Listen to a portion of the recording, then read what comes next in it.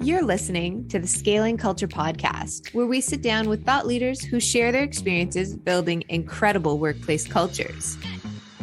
Our guest today is Katy Conway, Chief People Officer at RGP. Katy spent 25 years working in HR with a heavy focus on talent acquisition, talent management, employee relations, analytics, and employee experience. She's worked in both public and privately held organizations in higher education, consumer goods, consulting, and manufacturing. In this episode of Scaling Culture, Ron and Katy discuss how to create a sense of community and belonging for gig-driven employees, how to find the best fit talent based on DNA traits, both for their team and for clients, and what that means, a DNA trait, and the meaning of agile talent and the three key drivers of employee retention, according to RGP. Welcome to another episode of the Scaling Culture Podcast. I'm your host, Ron Lovett, and today I'm very excited to have Katy Conway with us. Katy, how are you? I'm well, thank you. So you're out of Atlanta. I am out of Atlanta. We were just saying, I had my heart broken by Justin Bieber. I used to do his private security when he was just a young buck in Canada, and then he moved to Atlanta and picked new bodyguards, which I think I was heartbroken. I felt like I could have out bodyguarded the new bodyguards, but you know, it is what it is. Sometimes you get your heart broken. You're probably not the first heart broken by Justin Bieber. So. True. That's a good point. There was probably worse heartbreaks, right? Yeah. So Chief People Officer at RGP. Tell us about that. Tell us RGP. We've done a quick introduction, but just for those that may not know that company. Sure, happy to.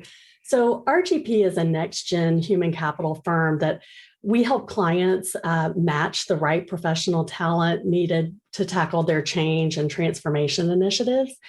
And we really focus on something we call the now of work, which is attracting the best talent in an increasingly fluid, gig-oriented environment. Wow. And so I'm excited to dive into some of that because I think that those are headline topics. And I think there's a lot of companies trying to figure that out today. But let's go to you for a second. Katy, did you have an aha moment that got you into this space? I mean, obviously, as Chief People Officer, you have to be pretty passionate about people and culture. Were you always that way, or was this one conversation, a bad experience? What happened that sent you on this path? Sure. I've always been attracted to working in a pretty social or people environment. So my background is that I started off working for my alma mater in higher ed, really just in the admissions, the recruiting area of that institution, and quickly wanted to move into a business path. So a natural sidestep for me was into human resources. And I've always spent my time in talent, recruiting, HR areas of the business. Oh, excellent. So let's dive into it. So how do companies today, from your experience, how do we create this sense of community and belonging with gig-driven employees? And I find this interesting. I'll go back to I wrote an article on LinkedIn when I sold my first business, the private security company, the physical guarding company, in 2017. In 2018, I took my family to Laguna Beach.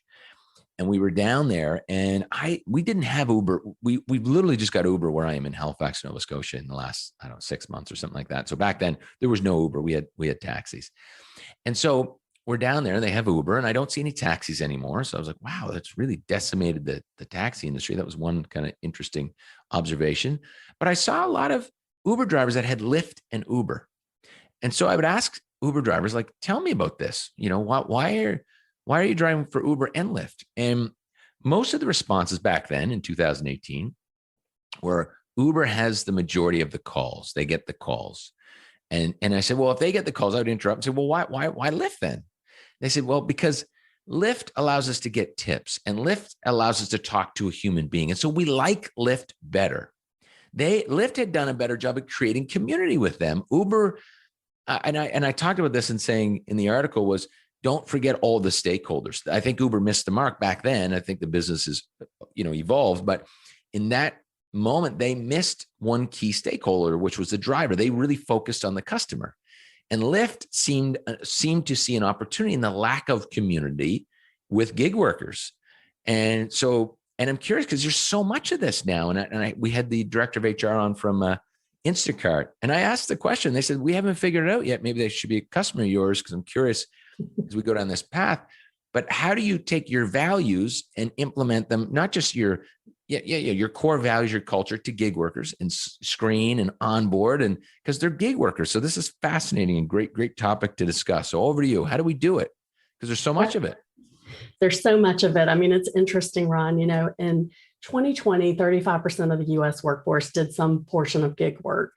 And by 2027, that's going to be 50%. So figuring this out is a big deal, right? It's not going away. For us, it's really been always about branding our culture.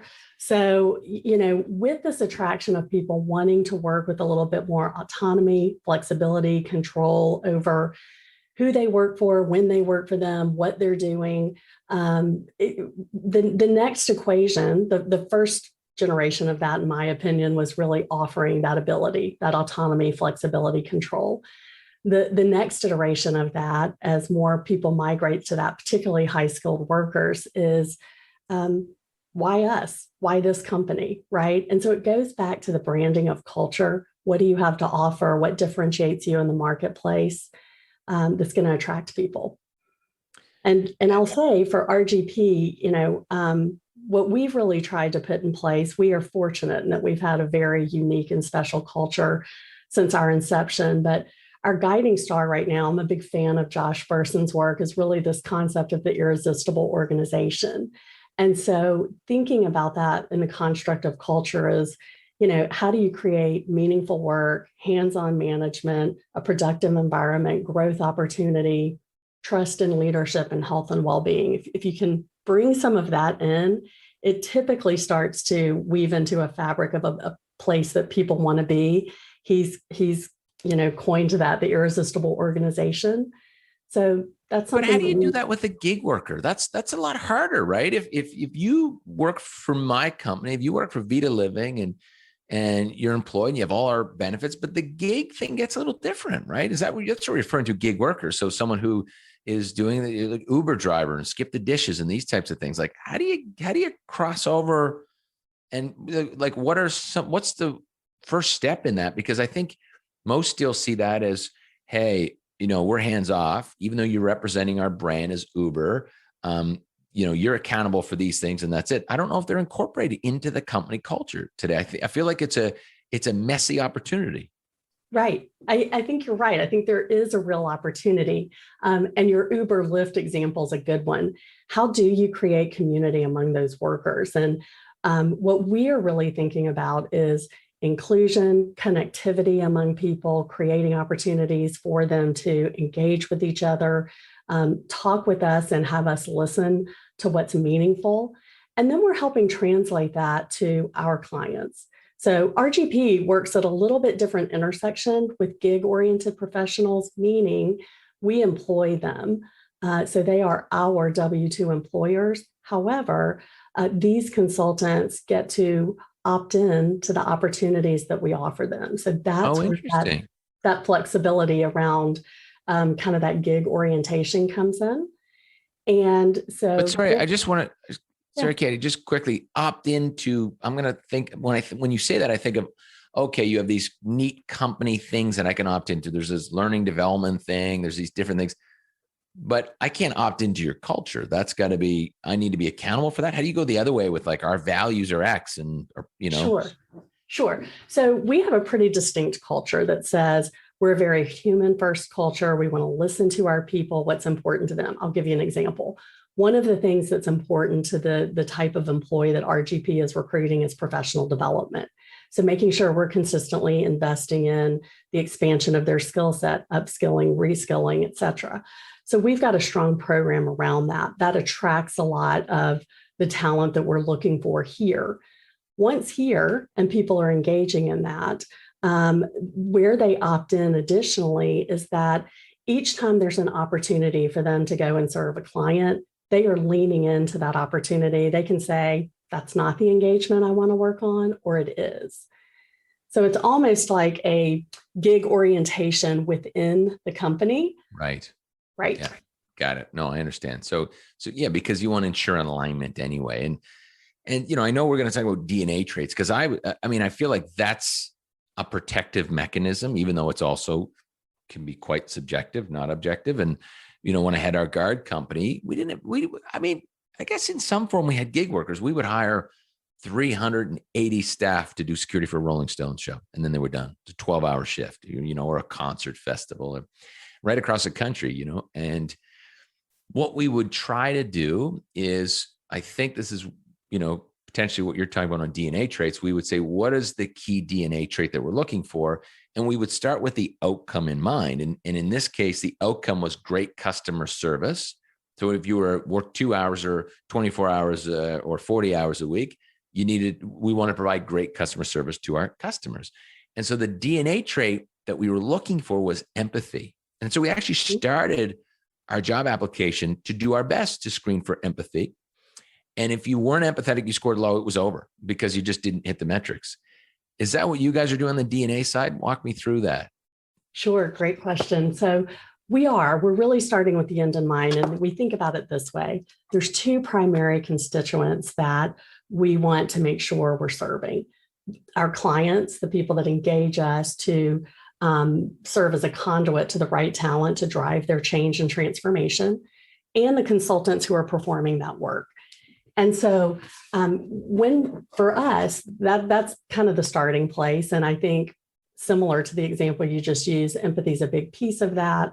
Other values, right? Integrity really as a client service orientation or service orientation to make sure that we're helping clients drive change, to make sure we're helping those consultants build skill sets to do meaningful work. So it really starts at the center of that, of making sure we're making that match. But as you break that down, so stay on integrity, how would you screen for integrity? How would you say, okay, Ron, that's critically important. Let's make sure you have integrity. What are some of the strategies around that? Sure. So one thing that we talk about a lot when we're interviewing talent is, tell me about a time when you've been serving a client. So many times you're working in the third party capacity and you understand what the client's objectives are, but you may discover something as you're doing that work that it's not going to be in keeping with what the client wants to hear. It's going to be difficult news to deliver, but it's the right thing to do for the client. The right thing is to share what you found, be very forthright in that, and help them start solutioning that problem. So asking questions like that to understand if somebody has the fortitude to first and foremost share what they're uncovering, share how they can best serve this client, even when that may be a departure from what the client's expecting. So you go back to a story, but it's funny, and I've probably close to rudely interrupted people in interviews because I'll ask questions like that, similar, tell me a time, right? Which just means what we're really saying is tell me your experience with, just tell me a time. But sometimes people answer that question with, well, typically what I would do, Katy, is I would do this. And I said, whoa, great. But can you tell me a story of something you actually did? Do you guys do the same thing? Is that kosher? Or do you know? We do. And I think what I found is you have to have a little bit of latitude that if they haven't had that exact experience, generally you can find one where somebody has had to do something difficult because it was the right thing to do, to bring forward full disclosure or to really serve that client, even when it meant delivering difficult news. There is a way to understand how somebody's applied integrity or values in a situation, even if the situation differs than the specific one you're asking about. Well, it's a good point. And I think during the interview process, I'll tell you a bit of an aha moment as we dug at DNA traits and do today. So, and our values, continuous improvement is critically important, and change. So let me go to change because we change so quickly as a company. Our kind of in-house line is that, the old line is if something's not broken, don't break it. We say if it's not broken, break it, put it back together better than you found it. And so we really want change all the time. But we found that depending on the individual, where they came from the organization, we would ask that question. Tell me a time you led change or followed change. And then people struggled, like because of depending on the team leader, company, in some cases, they wouldn't even have the autonomy to make change. And there wasn't much change. And so we actually started, so our questioning starts there, but then we go really quickly. And I think in some cases, we even move that to the side to their personal life, because they have the autonomy to do that in their personal life. And so if they haven't driven any personal change, so now we'll ask like, hey, Katy, what was the last change you made during the pandemic? Any big life changes? What have you done? Because I feel like our experience tells us if someone is doing that personally, then we're in good shape. They can apply that, even though, unfortunately, I think we made the mistake of labeling someone or making an assumption because of what they could or couldn't do in their last job. Have you found that? Or do you go from personal to professional as you dig for DNA traits? We most definitely do. And I agree with your premise that those things are transferable. You're really talking about a skill set or an orientation or a disposition to practice something in one area of your life, which you can in another, right? So we certainly do. Yeah. And I think it helps us uncover, when you talk about what's important to the DNA of culture or to values, I think it's okay to have examples from different areas. It is. And you're looking for the result is that you liked change. You enjoyed change. And so I feel like we had Ashley Goodall, who was Marcus Buckingham's co-author with 9 Lives. And we had him on the podcast. And he was, I can't remember the amount of times, but he was like, you just ask again and again and again. It reminded me of like, you see on TV, these police interviews for the, so Katy, you're charged with murder. It's like, so tell me again how you walked through the building. And they're just looking for any inconsistencies. I feel like that's what Ashley was talking about. Is that a strategy you guys do? Or is it, 3 is good? Or is there any guidance to that? Hey, we want to hear about that specific thing 5 times or not? I think it's important to have enough validation to know that, this skill set, this competency, this orientation is really there. But I wouldn't go so far as to say maybe, X number of times or to go back again and again. I think for us, it tends to really be about, is this a match? Is this important to you? Do you have this skill set? And even sometimes, is there propensity to learn? I think it's important, particularly as tight as the talent market is right now and the war for talent, it's going to be important to think about potential too. So experience matters, and that's important. And I certainly agree with the notion that applying that in one area of your life can be transferable to another. But I think also important is, what are you interested in? And give me some examples where you have learned or expanded your skill set, and what's that appetite look like?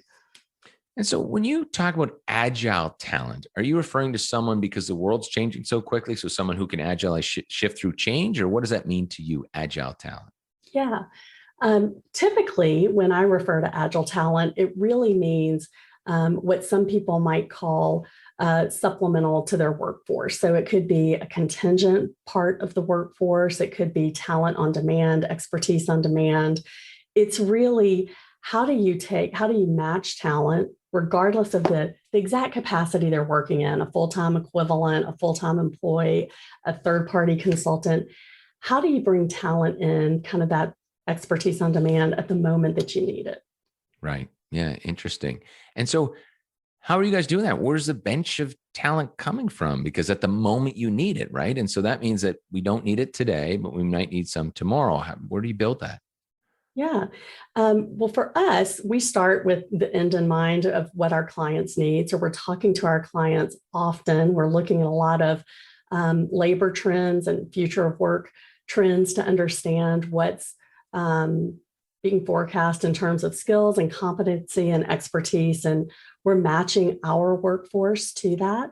So again, RGP is bringing consultants in an employment capacity with RGP, and then matching that talent agilely to the needs of our clients. Got it. Yeah, really interesting.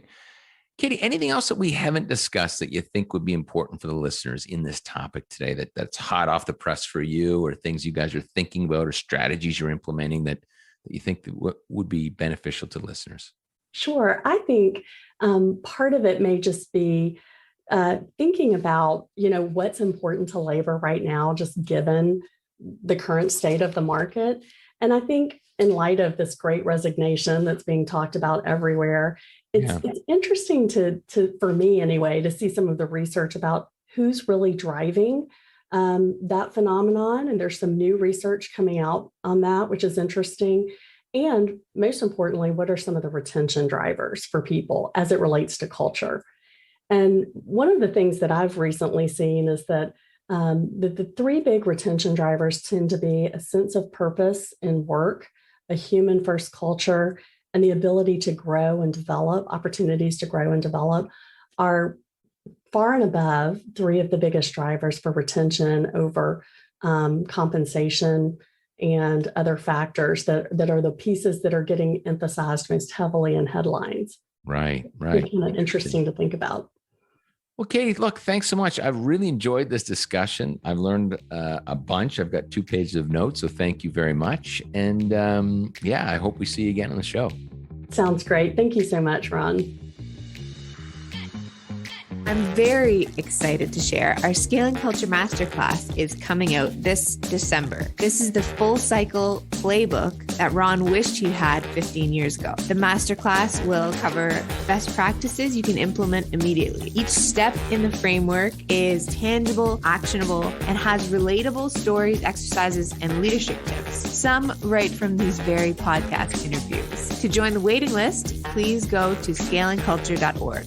For more information about Katy, please connect with her on LinkedIn. And if you're enjoying the Scaling Culture podcast, please subscribe and share. We'll be back next episode with another incredible guest.